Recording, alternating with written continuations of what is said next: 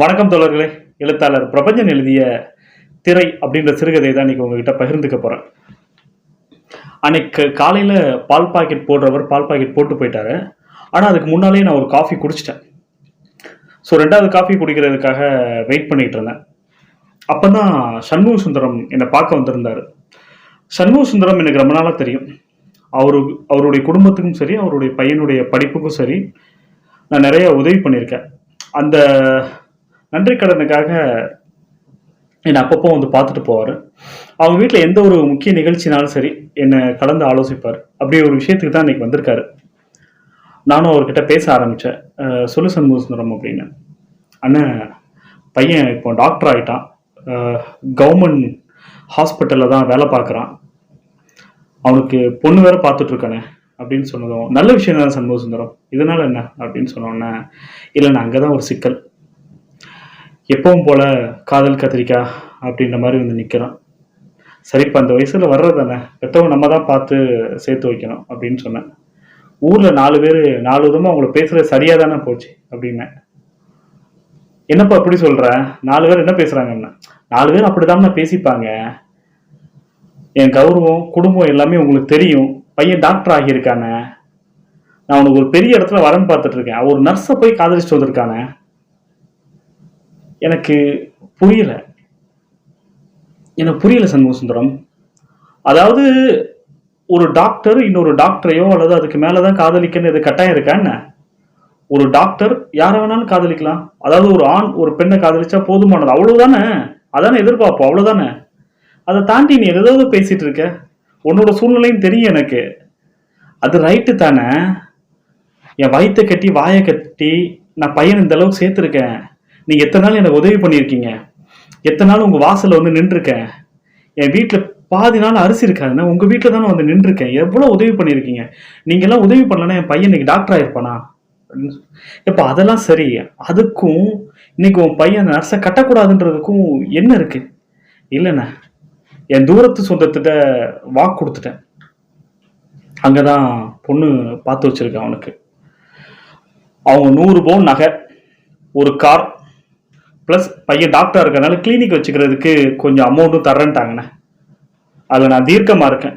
நீங்கள் பையன்கிட்ட சொல்லி எப்படியாவது மண்டையில் 2 தட்டு தட்டி, ராஸ்கல் உங்கள் அப்பா சொல்கிறத கேள்றா அப்படின்னு சொல்லி சம்மதிக்க வைக்க வேண்டியது உங்கள் வேலை அப்படின்னு சொல்லிட்டேன். அப்படின்னு அவன் சொல்லிட்டான். என்னால் அதை ஏற்றுக்க முடியலை. அவனை கன்வின்ஸ் பண்ண ட்ரை பண்ணுறேன்.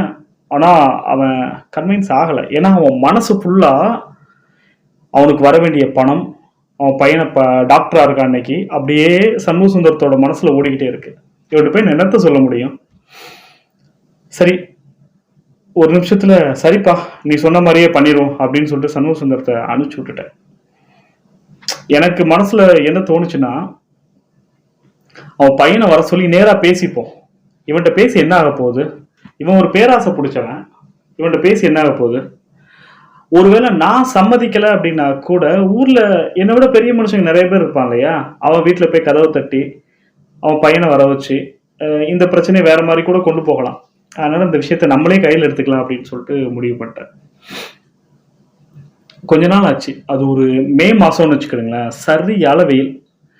பொதுவாக இந்த சமயத்தில் என்ன யாரும் பார்க்க வந்தாலும் சரி, அல்லது நான் யாரையாவது பார்க்க போனாலும் சரி, டைமிங் எப்படி இருக்குன்னா ஒரு 9 மணிக்கு உள்ள அல்லது ஒரு 6 மணிக்கு மேலே. ஏன்னா வெயில் அந்த சமயத்துலாம் வந்துட்டு எங்கள் வீட்டில் இருக்கக்கூடிய பெட்டிலேருந்து தலையணையிலேருந்து ஒரு பாத்ரூமில் இருக்கக்கூடிய தண்ணி கூட சூடாக தான் இருக்குது. வெதுன்னு இருக்கு. இந்த சமயத்தில் நம்ம என்ன போய் பேச முடியும்? ஆனால் சண்முக சுந்தரத்தோட பையன் சந்திரன் ஒரு நடு பகலில் தான் வந்தான். எனக்கு எரிச்சல் தான், என்னடா இந்த சமயத்தில் வந்து நிற்கானே அப்படின்னு சொல்லிட்டு. ஆனால் காதல் விவகாரம் மனசு தாங்கலை. வாப்பா அப்படின்னு சொல்லி உட்காந்து பேச ஆரம்பிச்சிட்டேன்.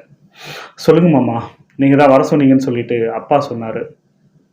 ஆமாப்பா, எல்லாம் நல்ல விஷயமா தான். உங்கள் அப்பா உனக்கு ஒரு பொண்ணு பார்த்துருக்காராம்மா. ஏதோ உங்கள் தூரத்து சொந்தமாம்மா. 100 பவுன் போடுறேன், அதுக்கப்புறம் உனக்கு கொஞ்சம் காசு கொடுக்குறேன், கிளினிக் வச்சுக்க, ஒரு காரும் கொடுக்குறேன் அப்படின்ற மாதிரி சொல்லிட்டு இருக்காங்க. சரிம்மாம்மா, நல்ல விஷயம் தானே அப்படின்னா. சரிப்பா, அதெல்லாம் இருக்கட்டும், நான் பேசுகிறேன், வெயிட் பண்ண. அதாவது நீ ஒரு பொண்ணை லவ் பண்ணுறதா கேள்விப்பட்டேன். யார் மாமா அது? இப்போ நீ தான் உன் ஹாஸ்பிட்டலில் ஒரு பொண்ணு. ஆமாம் மாமா. ஓ அதுவா, சஞ்சலா அந்த பொண்ணு பேரு. வித்தியாசமா இருக்கேப்பா அப்படின்னு. ஆமாமாமா, சஞ்சலா. நர்ஸா இருக்கா.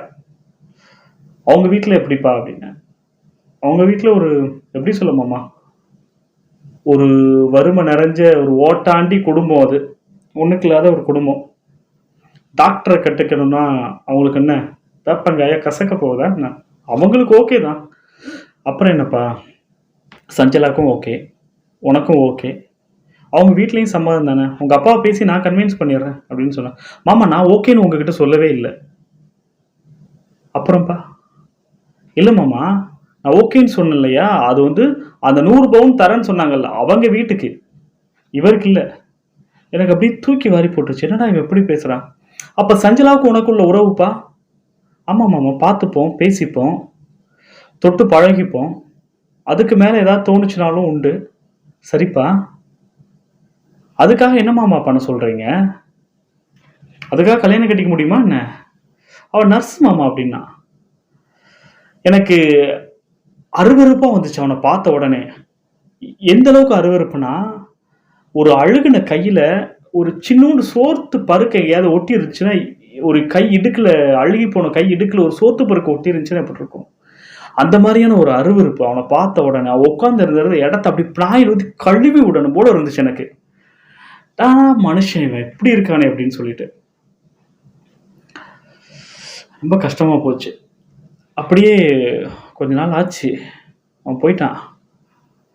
எனக்கு தான் மனசு தாங்கல. மறுபடியும் சண்முக சுந்தரம், அதாவது சந்திரனோட அப்பா சண்முக சுந்தரம் என் வீட்டுக்கு வந்தாரு. அண்ணா எல்லாம் நல்லபடியா போயிட்டு இருக்குண்ணே அப்படின்னா. என்னப்பா அப்படின்னா, பையன் கல்யாணத்துக்குலாம் சம்மதிச்சிட்டான், ஒன்றும் பிரச்சனை கிடையாது. ஆனா ஒரே ஒரு சிக்கல் தான் அப்படின்னு. என்னப்பா மறுபடியும் அப்படின்னு. ஏன்னா இவன் பேராசை பிடிச்சவன் அப்பன், பையன் அதுக்கு மேல. நம்ம என்ன பேச அப்படின்னு சொல்லிட்டு கேட்க மட்டும் செய்வோம் அப்படின்னு சொல்லிட்டு உட்காந்துட்டேன். இல்லைண்ணா பையனுக்கு எல்லாம் ஓகேண்ணே, பெரிய குடும்பம் ஓகே, நல்ல பொண்ணு ஓகே, கார் ஓகே, வீட்டில் கையில் காசு எல்லாம் ஓகேண்ணே, பொண்ணு படிச்சிருக்க கூடாதுன்றான். என்னப்பா இந்த காலத்தில் எப்படி சொல்கிற அப்படின்னு. ஆமாண்ணே, படித்த பொண்ணுங்கள்லாம் 4 பசங்க கூட பழகுவாங்க, அதனால் அவங்களுக்கு வேறு வேறு பழக்க வழக்கம்லாம் ஏற்பட்டுரும். சரிப்பா, ஒரு விஷயம் புரிஞ்சுக்க சண்முக சுந்தரம், இந்த உலகத்தில் நாளும் தெரிஞ்சுக்கணும் அப்படின்றதுக்காக தான் பொண்ணெல்லாம் வீட்டை விட்டு வெளியே படிக்க அனுப்புறது. அதுக்காக என்ன பண்ண சொல்கிற?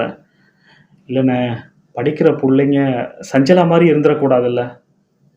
உன் பையன் யோக்கியமா அப்படின்னு அடுத்த வார்த்தை. வலிச்சிருக்கும்ல எனக்கு. உன் பையன் யோக்கியமா அப்படின்னு.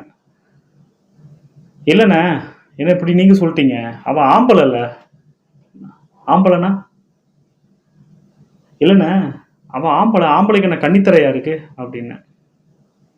என்னப்பா இப்படி சொல்லிட்டு, ஆம்பளைனா யார் கூட வேணாலும் எத்தனை வாட்டி வேணாலும் போயிட்டு வரலாம், அதில் எந்த சுத்த பத்தமும் எதுவும் கிடையாது. ஆனால் ஒரு பெண் எப்படி இருக்குன்னு சொல்லி நீங்கள் தீர்மானிப்பீங்க. ஆமாண்ணா, அதான் நம்ம கௌரவம் அப்படின்னா. எனக்கு செருப்பை கட்டி 4 சாத்திடலாம் போல இருந்துச்சு. அதான் உங்கள் கௌரவம், உங்கள் சாதி, உங்கள் பெருமை எல்லாத்தையும் எங்கே கொண்டு வைப்பீங்க அப்படின்னு. இல்லைண்ணா, ஒரு விஷயம் நல்லா சொல்கிறேன், புரிஞ்சுக்கிங்க. என்னதான் இருந்தாலும் யாரும் தொடாத ஒரு ஃப்ரெஷ்ஷான ஒரு கன்னித்திரை கிளியாத ஒரு பொண்ணாக இருக்கணும் அப்படின்னு சொல்லி ஆசைப்படுறோம். சுத்தபத்தமாக இருக்க வேண்டாமாண்ணே அப்படின்னா. அப்போ அத்தனை வாட்டி சஞ்சலாட்ட போயிட்டு வந்தோம், பையன் அழுக்காகலையாப்பா, அசிங்கமாகலையான்னு கேட்டேன். அவன் மறுபடியும் ஆம்பளை அப்படின்னு சொன்னான். எனக்கு இதுக்கப்புறம் அவங்ககிட்ட பேசுறதுக்கான மனசே இல்லை, விட்டு போச்சு, நீ கிளம்புன்னு சொல்லி அனுப்பிச்சி விட்டுட்டேன். இதுக்கப்புறம் எனக்கு இருக்கக்கூடிய ஒரே ஒரு வாய்ப்பு சஞ்சலா மட்டும்தான். எப்படி பார்க்க போறேன்னு தெரியல. ஆனால் ஒரு வாய்ப்பு கிடைச்சி ஒரு 2 வாரத்தில் சஞ்சலாவையும் பார்த்தேன். நல்ல பார்க்க லட்சணமாக இருக்கக்கூடிய ஒரு பெண்ணு. கண் அகண்ட கண்ணாக இருந்துச்சு. அந்த வறுமைக்கு ஏத்தாப்புல உடல் வாகு. பார்த்த உடனே டக்க டக்க டக்க டக்குன்னு பேச ஆரம்பிச்சிட்டான். சார், என் குடும்பம் இப்படி தான். எங்கள் அப்பா ஒரு கமிஷன் ஏஜென்ட், எங்கள் அம்மா ஒரு டீச்சர். கால் சூம்பி போன, அதாவது காலரால் கால் சூம்பி போன ஒரு தங்கை. என் குடும்பத்தோட, என்னுடைய வருமானத்தை நம்பி இருக்கக்கூடிய என்னுடைய குடும்பம் அப்படின்னு சொன்னோன்னே, சரிம்மா அதெல்லாம் இருக்கட்டும், சந்திரன் எப்படி அப்படின்னு சொல்லி கேட்டேன். சந்திரன் உங்களுக்கு தெரியாத ஒன்றும் இல்லை சார், எப்படி நீங்கள் தெரிஞ்சிருந்துருப்பீங்க. நாங்கள் 2 பேரும் தாலி கட்டாம கணவன் மனைவியா வாழ்ந்துட்டு இருக்கோம் அப்படின்னு. சரிம்மா, எதுவும் கவலைப்படாத. என்ன உண்டோ நான் பார்க்குறேன் அப்படின்னு சொல்லிட்டு அமைதியா அவகிட்ட பேச ஆரம்பிச்சேன். சரிம்மா, நாளைக்கே உனக்கு ஒரு கல்யாணம் ஆகுது வேற இடத்துல அப்படின்னு சொன்னா, உனக்கு உன்னுடைய மனநிலை என்னவா இருக்கும் அப்படின்னு சொல்லி நான் பேச ஆரம்பிச்சேன். சார், நீங்க சுத்தி வளைச்செல்லாம் பேச வேண்டாம். என்ன நடக்க போகுதுன்னு தெரிஞ்சிருச்சு எனக்கு. நேத்தே பொண்ணு பார்க்கலாம் போயிட்டாங்க சார். கன்னித்திரை கிழியாத, ரொம்ப வசதி வாய்ப்பு உள்ள ஒரு பொண்ணு பார்க்க போய் ஆல்மோஸ்ட் பேசிட்டாங்கன்ற மாரி கேள்விப்பட்டேன் சார். சரிம்மா, உனக்கும் அவனுக்குமான உறவு அப்படின்றத பத்தி கேட்டேனே. அதான் சொல்ட்டேனே சார். ஹாஸ்பிட்டல்ல எல்லாரும் நாங்க லவ் பண்றதா தான் பேசிக்கிட்டு இருக்காங்க. நாங்களும் அப்படிதான் லவ் பண்ணிட்டு இருக்கோம். நானும் ஒரு கணவன் மனைவி, அதாவது தாலி கட்டாத கணவன் மனைவியா தான் வாழ்ந்துட்டு இருக்கோம் அப்படின்றத உங்ககிட்ட சொல்ட்டேனே. சரி, இவ்வளவு தெரிஞ்சும் நீ எப்படிம்மா அமைதியா இருக்க? என்ன சார் பண்ண சொல்றீங்க? என்ன பண்ண முடியும் சொல்லுங்க? அவரு டாக்டர். வசதியான வாய்ப்புள்ள ஒரு குடும்பத்துல இருந்து ஒரு பொண்ணு எடுக்கணும்னு ஆசைப்படுறாரு. அந்த வசதி எங்க வீட்ல இல்ல. அதனால ஒண்ணு பண்ண சொல்லுங்க அவர. எனக்கு நஷ்ட ஈடு குடுக்க சொல்லுங்க அப்படின்றா. நஷ்ட ஈடா? நீ வாழ்க்கை தானம்மா கேட்கணும். இல்ல சார், எனக்கு நஷ்ட ஈடு குடுக்க சொல்லுங்க. நான் தான் நஷ்டப்பட்டேன். ரூ. 20,000 நஷ்ட ஈடு குடுக்க சொல்லுங்க. ஓ! நஷ்டம் ரூ. 20,000 தானா? இல்ல சார், ரூ. 1000, ரூ. 2000 கழிச்சுக்க சொல்லுங்க. ரூ. 15,000க்கு ரூ. 1 குறைக்க மாட்டேன். குடுக்க சொல்லுங்க. செட்டில் பண்ணிட்டு கல்யாணம் நடத்திக்க சொல்லுங்க. இல்லன்னா கல்யாணம் நடக்காது. அங்க வந்து பிரச்சனை பண்ணுவேன் அப்படின்றா. இந்த உலகத்துல எனக்கு எப்படி பிஹேவ் பண்ணணும்னு எனக்கு தெரியல. இவர்கள்லாம் பார்க்கும்போது ஒரு நோய்வாய்ப்பட்ட, வயிறு பெருத்த, ஒரு ரத்த சோகை உள்ள ஒரு குழந்தை மாரி பார்த்தேன். மண்டை வீங்கி இருக்கக்கூடிய ஒரு குழந்தை மாரி பார்த்தேன். கொஞ்ச நாள் அப்படி காணாமல் போச்சு எல்லா விஷயங்களும். அதுக்கப்புறம் எனக்கும் சில செய்திகள் தெரிய வந்துச்சு. சஞ்சலா அவளுக்கு தேவையான காச வாங்கிட்டா. சந்திரனுக்கு அடுத்த திருமணம் அவன் சொன்ன மாரி ஒரு இடத்துல நடந்துருந்துச்சு. சண்முக சுந்தரம் சம்மந்தி வீட்லருந்து வந்த காசுல ஒரு வட்டி கடை நடத்திட்டு இருக்கார். எல்லாரும் ஆள் ஆளுக்கு செட்டில் ஆயிட்டாங்க. இப்போ நான் டாக்டர பார்க்க போயிட்டுருக்கேன். டாக்டர் ரொம்ப தெளிவா சொல்லிட்டாரு. மாசத்துக்கு 2 முறை வந்துட்டு பிபி செக் பண்ணிக்கங்க. இல்லன்னா உங்க உடலுக்கு ரொம்ப ஆபத்து அப்படின்னு சொல்லிட்டு.